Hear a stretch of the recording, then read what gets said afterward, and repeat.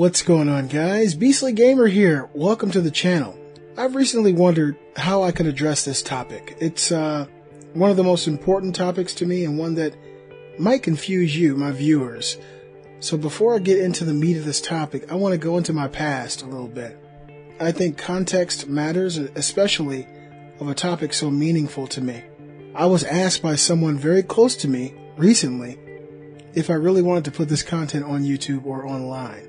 This person was concerned for my feelings, and that really matters to me. But as I explained to them, I have zero regrets.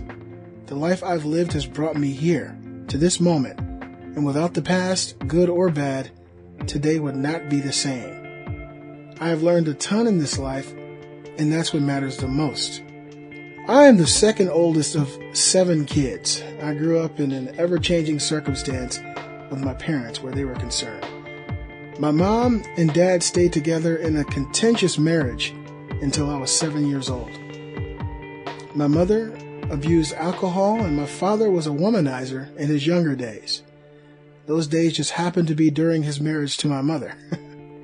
So needless to say, I witnessed some pretty rough times between my parents.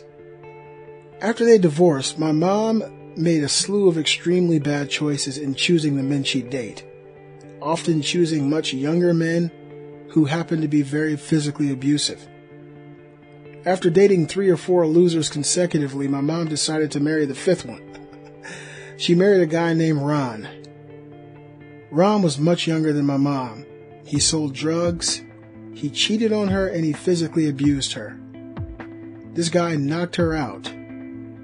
He smashed her face through her bedroom door before.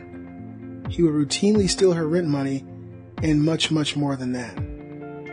I have vivid memories of my mom running into my bedroom and giving me a wad of cash and whispering for me to go hide it because she feared he'd take it or he'd fight her if she didn't give it to him. The situation with my mom and her husband hit a fever pitch when I was about 13. Ron and my mom, they'd been fighting, and he began to curse her out loudly in the living room. My older brother Joe, who was a year older than me at the time, he's 14, he stood up and told Ron to chill out. And that's when Ron pretended to turn around and walk away, but he turned back and snuck Joe and knocked my older brother out.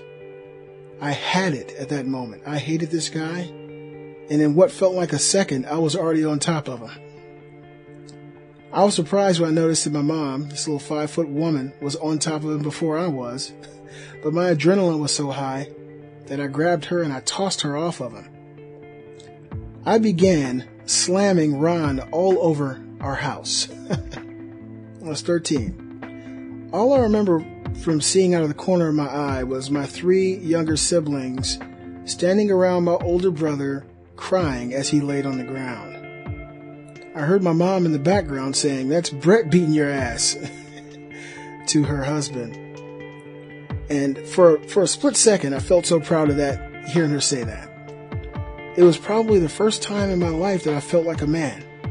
I was beating up the abusive husband of my mother, who just knocked out my older brother, and I was protecting my family. In the throes of this fight, Ron said he was going to try to get a knife out of the kitchen, and that's when I gave him everything my teenage body had left. I started punching his face off. I tried to anyway. And then I'd grab him and I'd slam him again. I slammed him on the ground on his head 6 or 7 times that night. Ron, after a while, finally gave up, and he was on retreat and he wanted to get out of the house. So I continued punching him and kicking him anywhere I could connect until he got outside. Ron went to jail that night, and my mom asked my older brother not to press charges on Ron when we went to court. I still remember the look on Joe's face when she asked him not to do it, which might be why Joe hasn't visited my mom in over 20 years. Surprisingly, my mom and her husband didn't split up at that time. They stayed together in relationship hell for a few more years, which led to my brothers Dory, who became a state wrestler, and my baby brother Isaiah the Beast Chapman, who is a professional MMA fighter, beating Ron's ass too. To make a long, sad story short, my mom divorced Ron and remarried, and she was happily married to a great man for 16 years until he lost his battle with colon cancer in January of 2016. As kids, we were moved back and forth between both of our parents for years. While my mom had full custody of us, my dad stole us from her a few times. I remember on my 11th birthday, my dad came up to Ohio to visit us, and he told my mom he wanted to take us to visit our grandmother, who also lived in the same city. But when we got in his car, he drove straight to Georgia. We were found by the FBI about 15 months later living in a hotel. During this time and other times that we were with our dad, he dated mostly gold-digging, exotic dancers, so there was no real example of what a healthy relationship looked like for us. So after that life, the idea of marriage didn't seem very promising to me. My ex, who was also the first woman I ever dated, cheated on me after 5 years of being together, and that honestly destroyed me. I built myself up as the antithesis of what my mom and dad's relationship was, and somehow unhappiness still found me. I couldn't believe it. This led to me drinking. It led to me becoming an alcoholic like my mother. I started to drown in my sorrows instead of facing my issues and being proactive. I had 2 young sons with my ex, and the weight of their future being torn apart was a lot to handle as a young man. I began to lose everything. My car, my money, my apartment, all of it. I had no desire to go on, and depression was strangling me at this time in my life. Finally, when I lost everything, my mom bought me a Greyhound ticket. A ticket back home to Ohio at 27 years old. I remember that 19-hour ride like yesterday.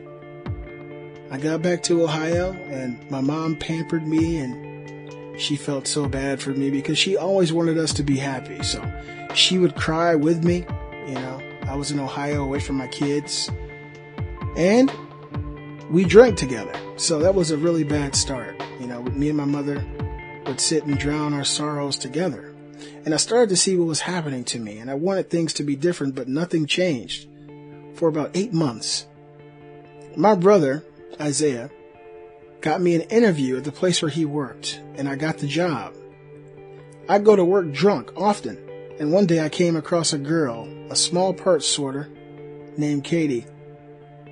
She was one of my brother's classmates. They had actually graduated together the year before. The first thing she ever said to me was, "You smell like alcohol." And we both laughed at that comment.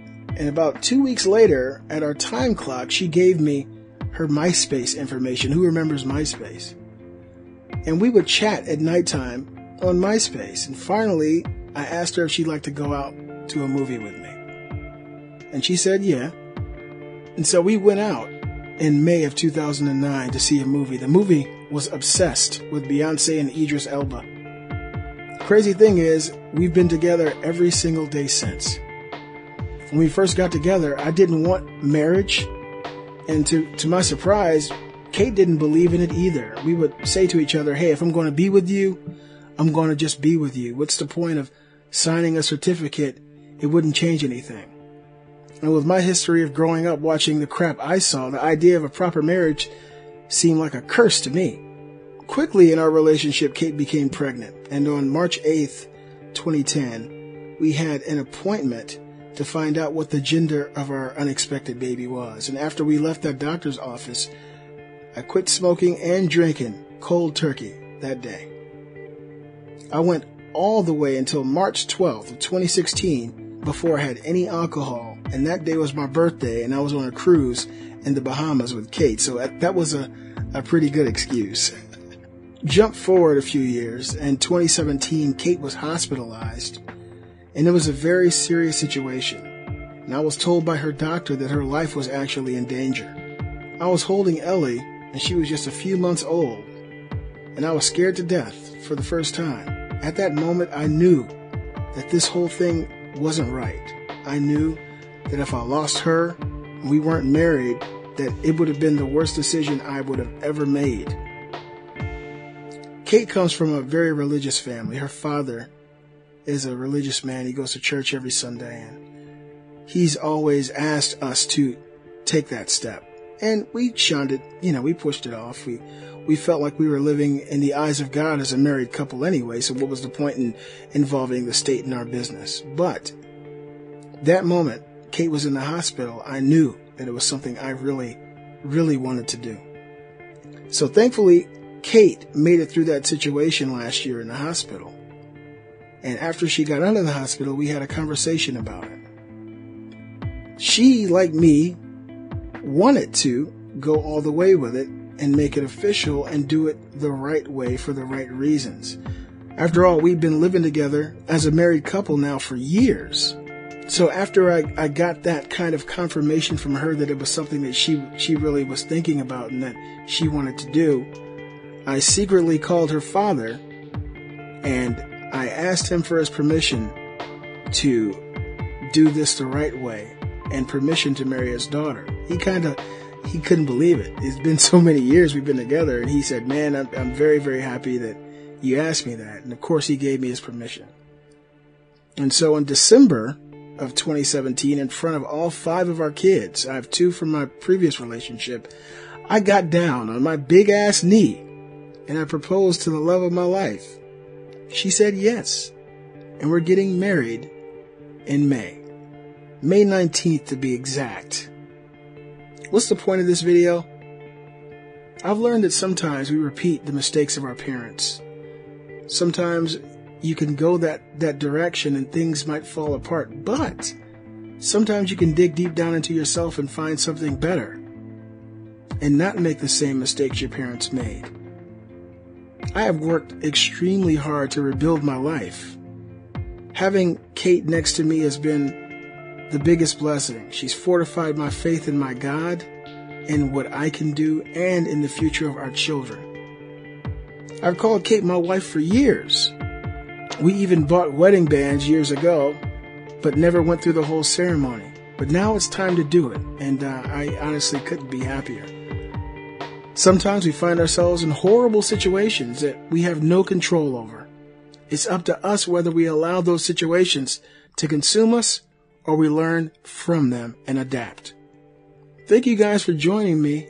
I feel like you all know a little bit more about me than you ever have. This is a part of my life and my past I don't talk about very much, but it is who I am. I try every day to be a better man than I was yesterday because I know there's always room for improvement. I hope you guys enjoyed the video. Leave your thoughts below. Let me know what you think. Have you ever gone through a situation like that? Did it affect you as a person? Did you grow up and have stigmas? I definitely did. And I'm happy I overcame them with true happiness, true love, and a beautiful family. If you guys enjoyed the video, please give a thumbs up to show support for my channel. Join the Facebook group. Follow me on Twitter at @beastly__gamer. And leave your comments below. Let me know how you feel. I'm the Beastly Gamer, and I'll see you guys next time.